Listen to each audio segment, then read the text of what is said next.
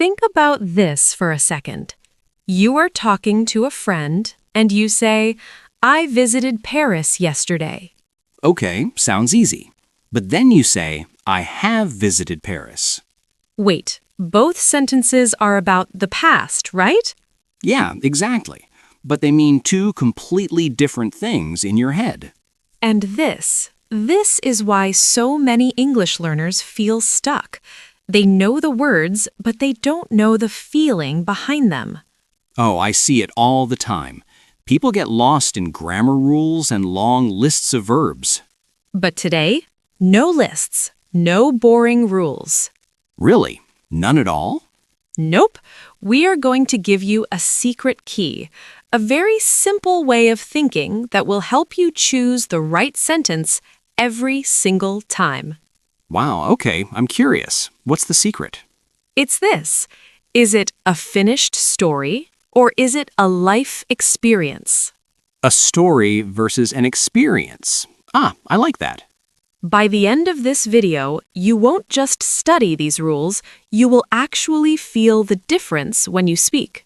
So if you've ever wondered why you say, I finished my coffee, but I have finished my work, stay right here. We're breaking it all down, step by step. We have 25 minutes of pure clarity coming your way. Absolutely. Let's get into it. So, before we dive into the rules, let's forget the boring grammar books for a second. Oh, I like that. No more charts and confusing diagrams? Exactly. Think of English like a movie, not a math problem. A movie. Okay, I'm listening. What's the first scene? The first scene is the past simple, and its vibe is a finished story. A finished story? You mean like the end? Precisely. It's a box that is closed. It stayed in the past.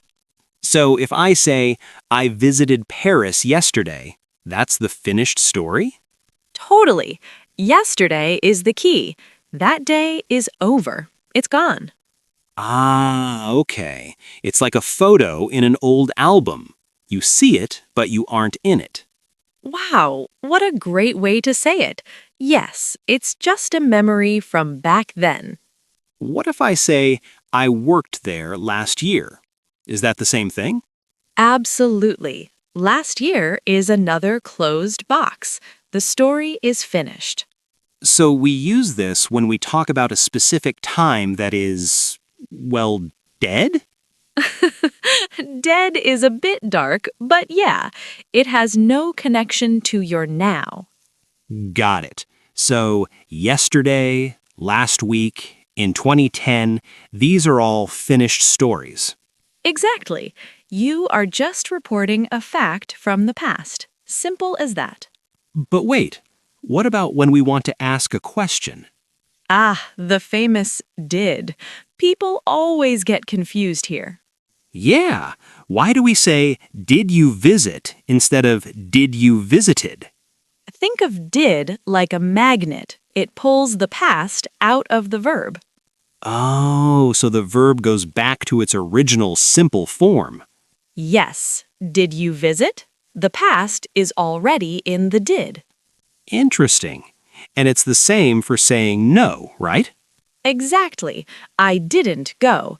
You don't need to say I didn't went. That's too much. Yeah. Okay, I get the finished story, but what about the other one? Ah, the present perfect. This is what we call the life experience. Life experience, okay. So it's not about a closed box anymore? Nope. It's about who you are today because of what you did before. Oh, so if I say, I have visited Paris, it's not a story about yesterday? Exactly.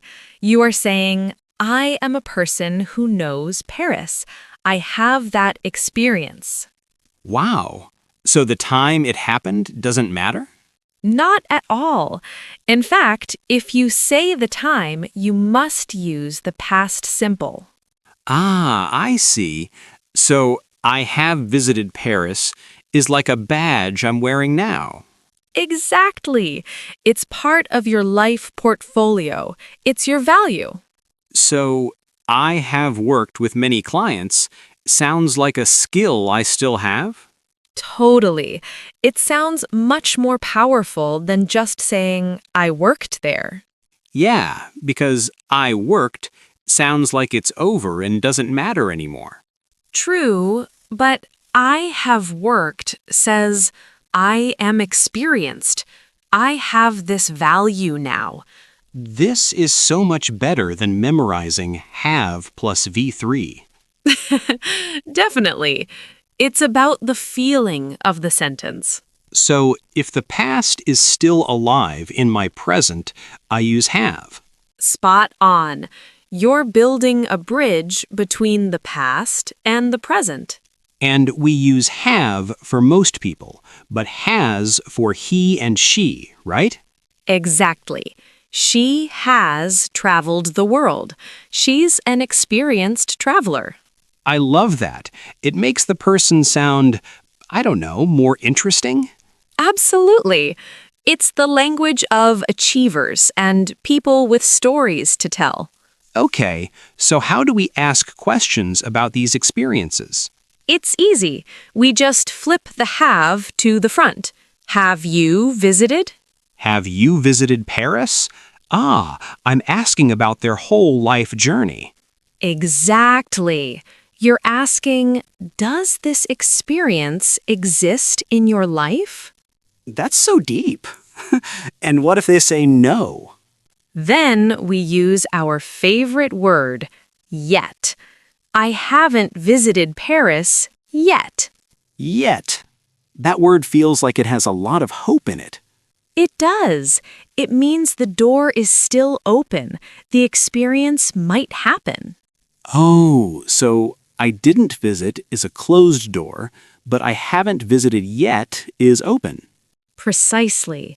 I didn't sounds like the opportunity is gone.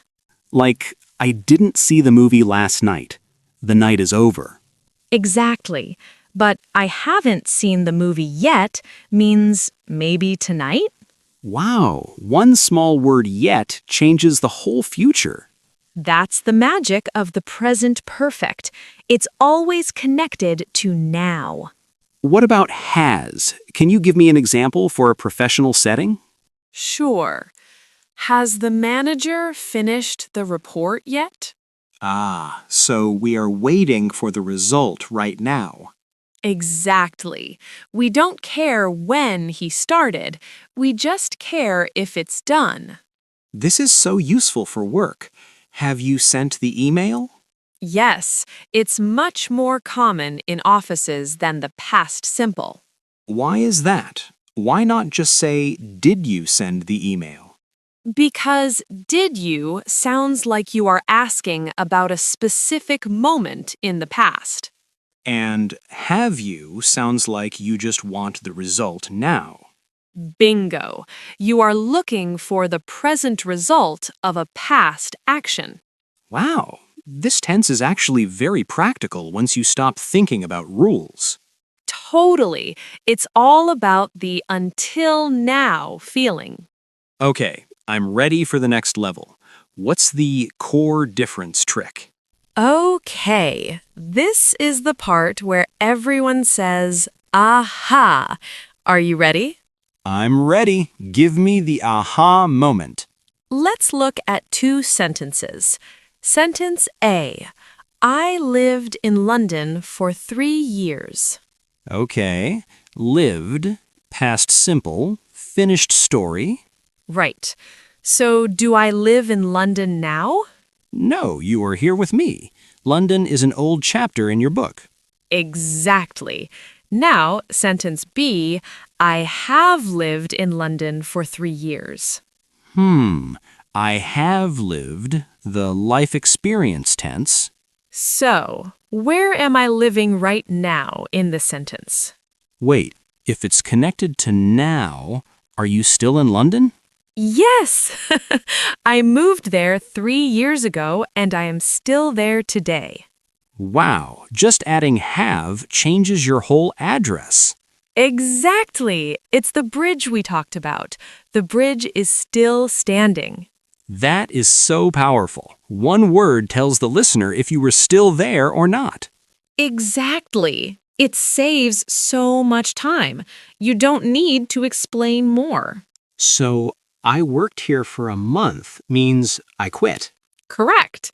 And I have worked here for a month means It means I'm still a new employee. I'm still on the job.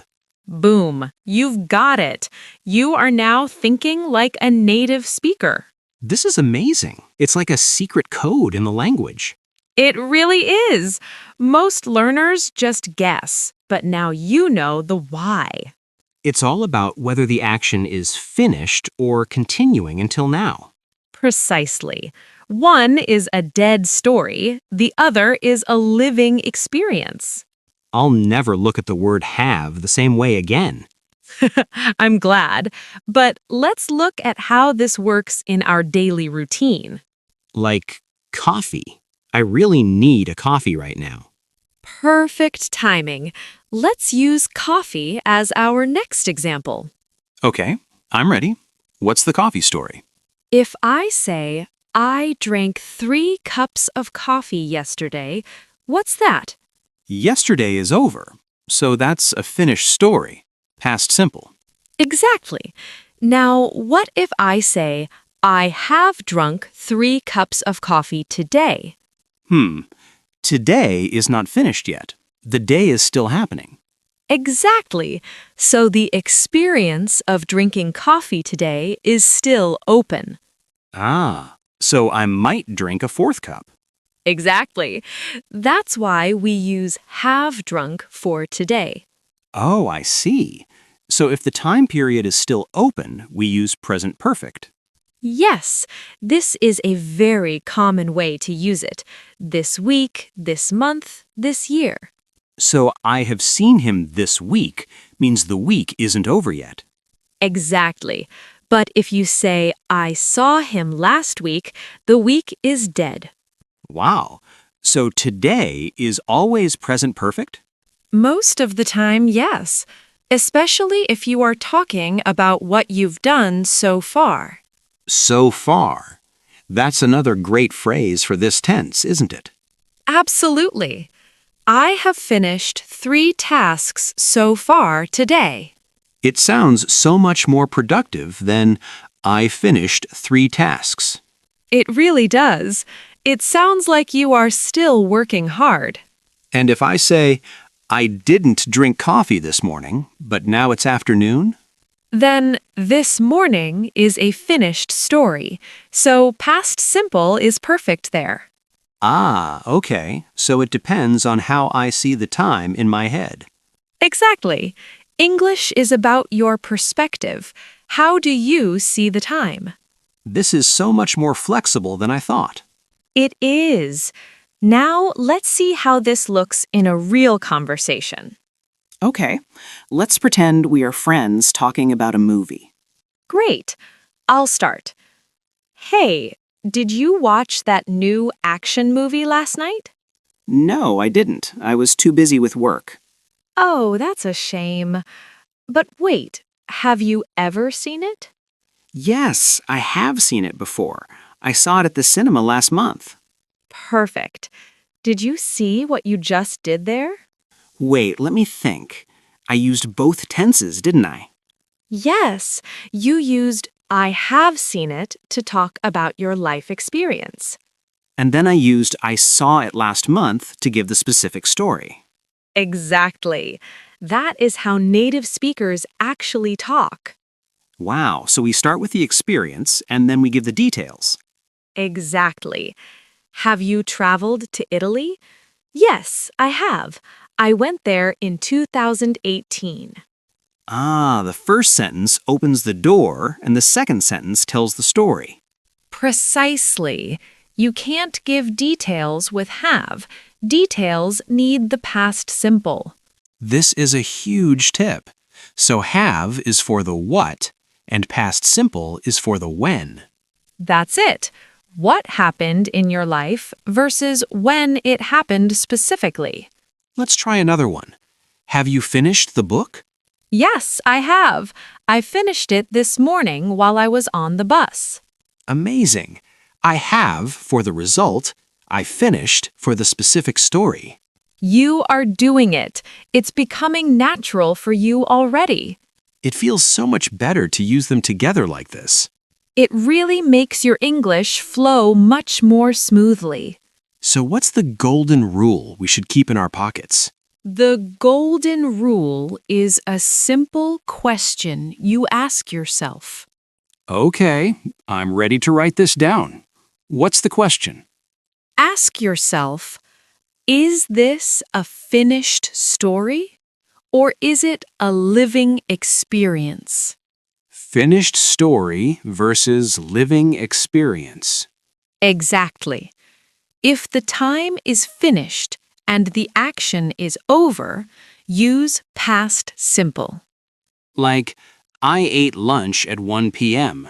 The time is 1 p.m. and the lunch is gone. Perfect.